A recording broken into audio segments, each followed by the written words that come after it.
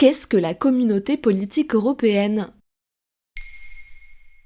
Merci d'avoir posé la question. C'est un projet qui vient d'être lancé à l'échelle européenne, mais pas seulement à l'échelle des 27. Le premier sommet informel de la communauté politique européenne s'est tenu le 6 octobre 2022 à Prague, capitale tchèque. Il a pour objectif d'offrir un cadre politique au vieux continent, un espace de débat et de discussion pour 44 États, malgré parfois des dissensions internes. L'initiative est portée par Emmanuel Macron.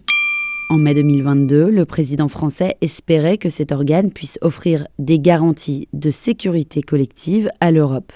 Un projet qui avait été amorcé en 1989 par François Mitterrand, mais avait été un échec cuisant. La Confédération européenne avait été perçue comme un moyen de se réunir dans un entre-soi en contournant l'adhésion de pays d'Europe centrale et orientale. Et quelle est la fonction de cette communauté ? C'est encore flou, car elle n'a pas de structure, pas même de secrétariat. Il s'agit d'un cadre politique qui réunira des États européens au sens large, ce qui signifie que le Royaume-Uni en fera partie, alors qu'il n'est plus membre de l'UE.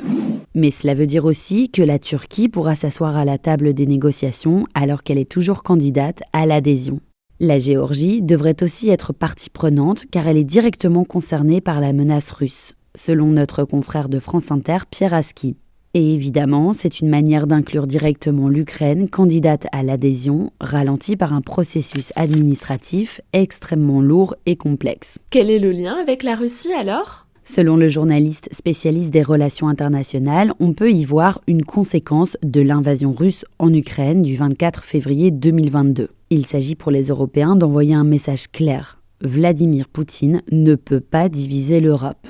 L'avantage de la communauté politique européenne, c'est de pouvoir réunir des États sans la contrainte bureaucratique des négociations d'adhésion.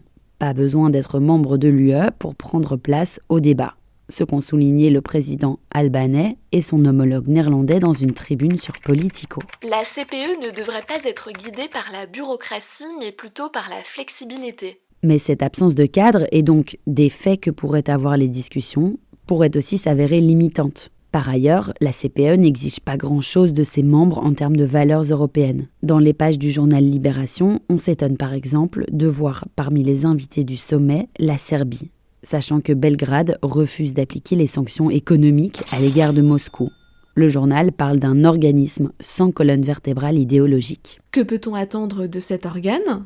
La plupart des débats ont tourné autour des questions d'actualité. La guerre en Ukraine, bien sûr, mais aussi le climat ou encore la crise de l'énergie. La CPE devrait être appelée à se réunir 1 à 2 fois par an. Londres a déjà proposé d'accueillir la prochaine rencontre. Voilà ce qu'est la communauté politique européenne.